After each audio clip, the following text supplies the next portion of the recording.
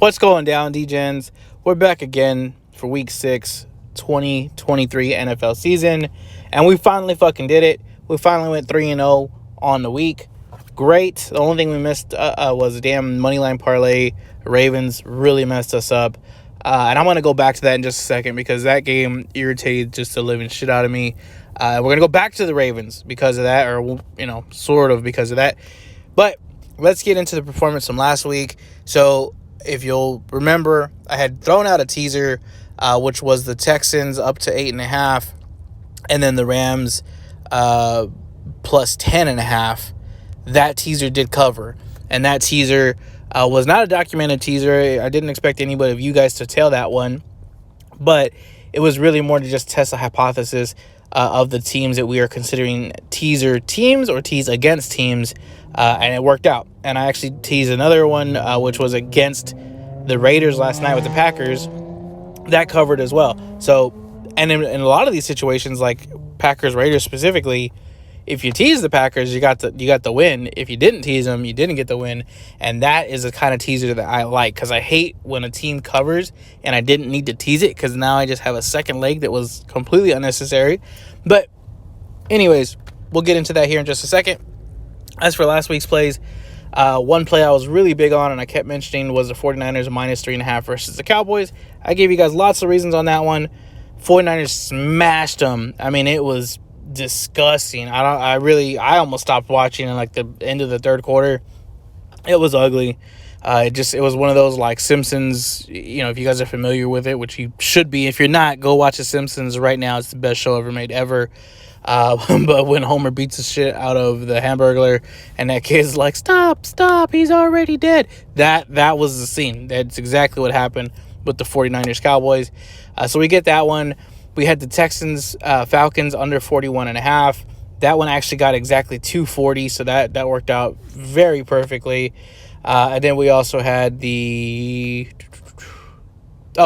was Bears Washington over 44. That one sailed over, getting to 60. So 3 wins when we go straight up plays. And other than the Texans game, which the Texans-Falcons game, I guess you can call it a sweat because it was, came down to the last second. Had the Falcons decided to go for a touchdown, they would have gone over.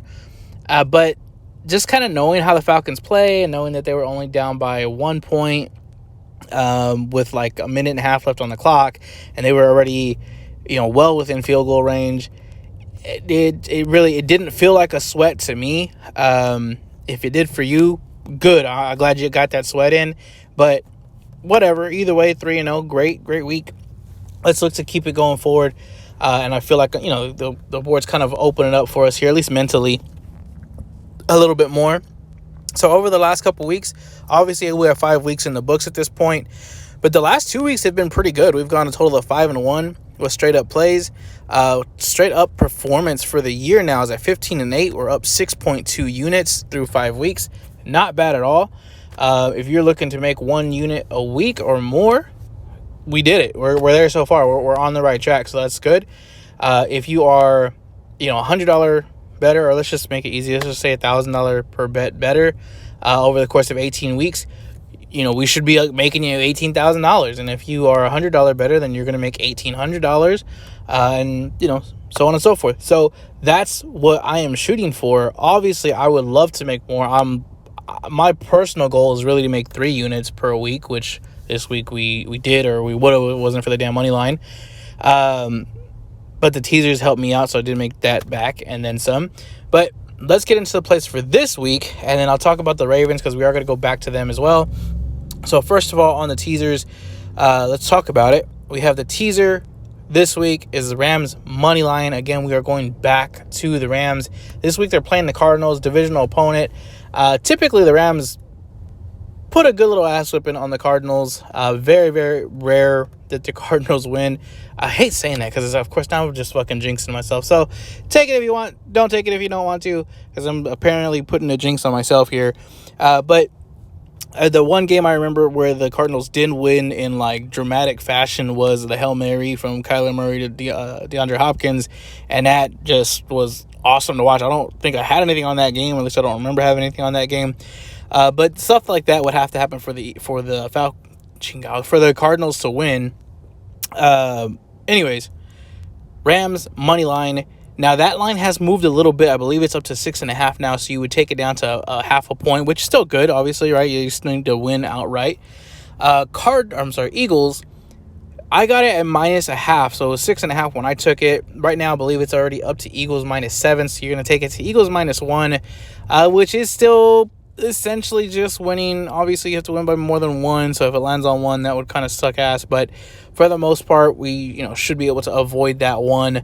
Also, though, the Eagles not really in for the toughest of matchups either. So we have two good teams with the Rams and Eagles taking on two not-so-great teams or opponents. So we're going to tease them both down, surprisingly, again, to 1 point or less on both ends of this. So give me that teaser. Both the Eagles and the Rams are undefeated when you tease them. So that's, again, going back to that hypothesis. And you know what? Let me just show you guys kind of some stats with the teasers here so I can give you at least some other teams to look at if and when you want to tease. Teaser teams for this year. So the Rams and Eagles, again, 5-0 when you tease them. So we're just going to kind of keep riding that train. Now, this isn't just a matter of like, oh, it's a trend line. Great, let's just keep doing it till the trend ends. No, this is more of an example of how the team plays. The Rams are going to keep playing. They're going to keep pushing and keep trying. They can score when they need to. They're going to, kind of keep their foot on the pedal as far as offense is concerned. And any game that they lose, even like with this Eagles game, they're not going to typically get blown out of the water. Just because now, especially with Cooper Kupp back and Puka, if they're down by more than one score, it's not completely out of the realm of possibility for the opponent to kind of let them score, get back in it, get a field goal, whatever, knowing that they can then turn around and milk the clock out. But number two, the Rams are not the kind of team that they're going to pack it in and just say, okay, well, we got beat this week, let's look forward to next week. Unless they are just absolutely getting demolished, unless they're down by like 3+ scores, for the most part, they leave their guys in there. And the only reason I know that is because I've looked at this team and I'm like, damn, y'all should really take Stafford out. If they're down by 14 points and there's 5 minutes left, maybe they think about it. But that's not them. That's not the way that they play. So it's good to tease that kind of team because they're going to keep trying to put points on the board and at least get you the cover. A couple of weeks ago, they actually kicked that meaningless field goal that got them a cover. So those are two teams that we definitely want to tease with. Now, tease against, actually, I'm sorry, one last thing. Texans, when they are a dog and you tease them, they are 3-0-1. So they have one game where they could not get the cover when they were teased. That was also the game that they were favorites in. So the other 4 games that they played, they've been dogs in all 4 games. They're 3-0-1, and the one push that they had was in week 1 against the Ravens, a team that we expect to typically smash teams in week 1, and they did. They won by 16. But it was Texans +10 in the first game for C.J. Stroud, first game with D'Amico Ryans, and they still pushed. So that is also, to me, a tease with team. Tease against teams. The Saints 4-1 when you tease against them, or the opponent, I should say, is 4-1 when they are teased up against the Saints. The one loss with that record there is just this past week with the Patriots. So the Patriots couldn't do a damn thing. I would not be doing anything as far as teasing the Patriots up at this point because they are one of those teams that can get their ass kicked by 10 to 100. There's really no limit to how bad they're going to lose. The Raiders 5-0 when you tease against them. Kind of speaks for itself. They like to play a close game, and even when they're up, a score or two, if it's the last couple minutes of the game, they'll go under prevent. They'll let their opponent get the touchdown or field goal, whatever they need, and basically they're going to play to just get the onside kick and just kneel it out. And that's just the way their coach is, which is fine because it helps me know what he's going to do and tease against him. And then lastly, the Falcons. So the Falcons are 4-1 when you tease against them. Bryce Young, in his first start ever in week 1, is the only team that was not able to cover with the tease against the Falcons, and that's one of their highest scoring weeks so far. The Falcons put up 24 points in week 1. So another tease against team. So Raiders, Saints, Falcons, tease against. Rams, Eagles, Texans, tease with. Pretty simple formula there, guys. Just you may want to look to follow that, especially if the team that they're playing against possibly kind of falls into, a good script that you can tell yourself that would match these numbers, right? Make these things line up. So let's go into the rest of the plays. Ravens -3. Now, this is a game that I wanted to talk about because the Ravens in week 5, oh my God, I mean, pulling out my damn hair. We had them expected to score 24 points as far as the algorithm is concerned, and they only scored 10. I would tell you they should have at least scored 24. They probably should have scored more like fucking 40, but they should have scored at least 24. I mean, this is just constant miscues. Lamar throws an interception in the end zone. Lamar fumbles the ball in a critical fourth quarter period. You know, they're trying to come back. Zay Flowers, wide open, and I believe this is in the third quarter, wide open, had like not just a step, but several steps on the defender that was closest to him. Lamar throws a perfect ball. He's trying to go up for it. He's trying to locate it. And as he's locating the ball, he stumbles, falls on his ass, doesn't catch the ball. Now, if he stays on his feet, that's a touchdown. If he falls and catches the ball, they're like on the 30-yard line. This is just, that's one of them. There was, when they're going in for the second touchdown, they score the first touchdown, no problem. Justice Hill gets in the end zone, come back down, get a field goal. The reason they got the field goal instead of the touchdown, Lamar throws it to Zay Flowers. Zay Flowers can't come down with the ball. All right, fine. Misses it. The next play, Mark Andrews and Zay Flowers are running like a scissors pattern, and it looks like Lamar could have been potentially throwing to really either or, but the guy who's closest to it is Mark Andrews. He goes up, and maybe it was for Zay Flowers because the pass seemed a little bit too hard for the distance that Andrews was. It goes off his hands and out the end zone.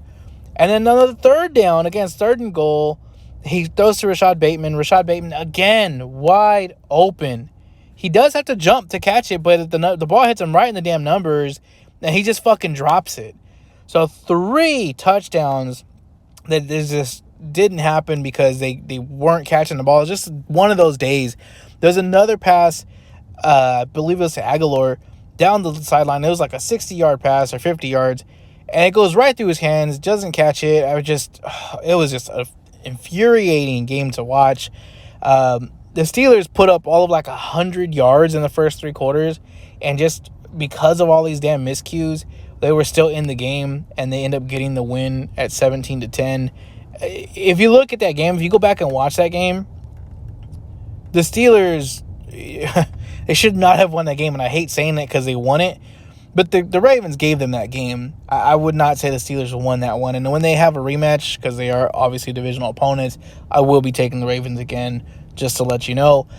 This week, though, the Ravens are playing the Titans. The Titans have one of the worst secondaries in the NFL, and I think that you're going to see this Ravens team come out really trying to put a point on we can catch the fucking ball, because they clearly did not look like it last week. Lamar has been great this, most of the season except for maybe week 1, but I do expect him to try to put up some numbers this week against a weaker secondary, maybe rack up a good little lead so that the Titans can't just rely on Derrick Henry to keep them in the game. The Ravens defense has been really, really good, top 3 in the league, especially at stopping the run. Been great at just stuffing the line up front. And in this case, I do think that they'll be able to stop Derrick Henry from getting some momentum before he gets into that second level of the defense. Marlon Humphrey should be on DeAndre Hopkins. Humphrey did get burned this week from George Pickens. So not to say that can't happen, but if you've watched DeAndre Hopkins recently, he's not that kind of receiver anymore. He's more of like a short to intermediate guy who's going to catch the ball, move the chains, maybe get a couple yards extra. And that's just the kind of player he is right now. I think that this Ravens team matches up very, very well against the Titans. The Titans' strength, almost over the entire team, is the defensive line, which is great, but they do struggle to stop mobile quarterbacks. And in this case, you're going to have one of the most mobile guys back there with Lamar Jackson. Should be able to buy some time, should be able to pick up that secondary, and he should be able to really just get whoever he wants to. Hopefully Zay Flowers. Zay Flowers needs to get in the damn end zone. It looks like they are trying to get him in there, It seems like every time they're like within the 5-yard line, they try to give him a little sweep pattern or something, like a jet sweep to get him in there. It just hasn't happened yet, but they are trying to get him in the end zone. If he goes off and has a good day, which I am expecting he will, and you may want to look to play his over on receptions or yards, I don't think there's going to be any issue here. The Titans, not to say that they can't put up points, because they have, but they have not put up points on a good defense like this Ravens defense. I have this game expected to go about 24-14. I think the Ravens probably do win by 10, but they probably, end up taking their foot off the gas and really could probably pick their number if they wanted to. So give me the Ravens -3. And then the next two plays are going to be focused on the same game. It's the Patriots-Raiders under 42.5. This line has already moved. I believe it's down to 41.5 in some places. Either one is okay. Obviously, I would prefer the 41.5. 41 is a key number when it comes to totals, so please do not take it any lower than the 41. 41 to 41.5. If by the time you see this, it's gone down to 40.5, please buy it up to the 41. I can't stress that enough, especially in these lower scoring games. Now, I'm not really expecting the Patriots to do much in this game. And like I just said, the Raiders are going to really slam on the brakes as soon as they have a lead in this game. I could see this game honestly being like a 14-0 kind of game, 14-3, 14-7, something like that. The reason that I'm kind of harping on the 41 here is for exactly the reason we saw last week. It is very, very possible that the Raiders have a couple short fields, have good possession, have whatever, and they get on the board a couple more times than we're thinking, and they score, let's say, 31, 34, 35 points. It's almost, too easy to accidentally go over.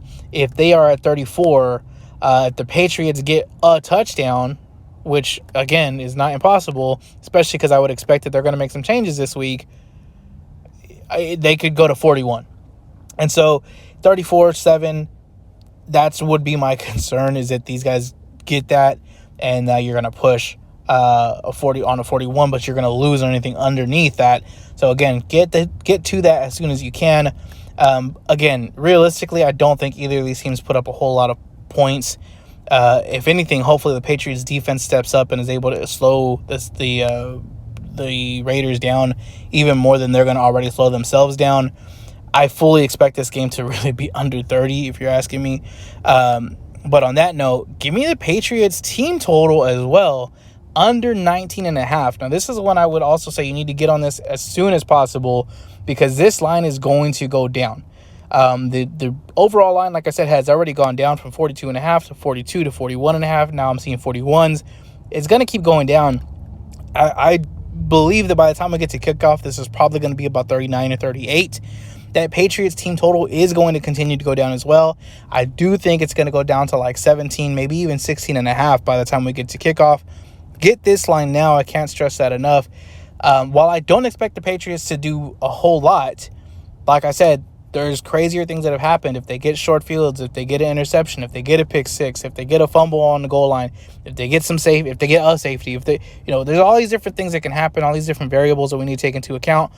While their offense may only score 7 to 10 points, you have to take in that defense as well. So they could get to 17, maybe 18, 16, somewhere in there. I fully have them projected for about anywhere from 10 to 14 points on any given week. But again, take into account that extra field goal that may come up from a short field or something like that. Get it now at the under 19.5. So those are the 4 picks. Again, last week, and good week. I know I got some feedback saying, hey, I don't agree with the picks and stuff like that. And it wasn't just one guy, so I don't mean to point anybody out. And I understand that, guys. Just take into consideration, I'm not giving you these plays just because, fuck it, I like these plays. There's a lot of numbers and historical value that goes into these. So while I may not on face value say, oh, this is a great play, I didn't just pick it out because, I like the Raiders or whatever. There's just more numbers that lead me to these numbers and lead me to these plays than not. So even if you're on the other side, completely fine. It's going to happen. Somebody has to bet the other side. But take a look, or just maybe listen to what I'm giving you and the details I'm going to put behind it, because if there's a chance and you're like, yeah, maybe he's right, maybe this is not the way I'm thinking it, or maybe I need to see it from a different angle, stop and consider that, because that is advice I wish somebody would have given to me. Consider both sides. You may really, really like the 49ers this week against the Browns, and I get that because I really like them too. But stop and think for a second. If I was the Browns, how would I stop the 49ers? How would I score on the 49ers? What are we doing? What players do I have? What avenues do I have to kind of circumvent what they're trying to do? And kind of try to make yourself do that. Like you're the coach of the Browns. See what you can come up with. Is it realistic? Is it logical? Is there any chance of this actually happening? Do you think that they're actually going to play that way? And that's kind of the step you need to do. Just as the number one, find the game. Number two, find the side you want in that game. And then number three, how could you lose that side? And then lastly, if there are any numbers and historical data you can go off of, go find it. If you need something from me, let me know. I'll send you the spreadsheets. I'll send you historical numbers, totals from last year, against the spread numbers, all that kind of stuff. Just don't hesitate to ask. I'm here for you guys to help you out. I'll give you the plays and the information. So hopefully this is helpful. I will be making another video later this week. It'll be really just to update like the DVOA spreadsheet and grades and all that kind of stuff. So y'all have a great week. Good luck. Go make some money, and I'll speak with y'all soon.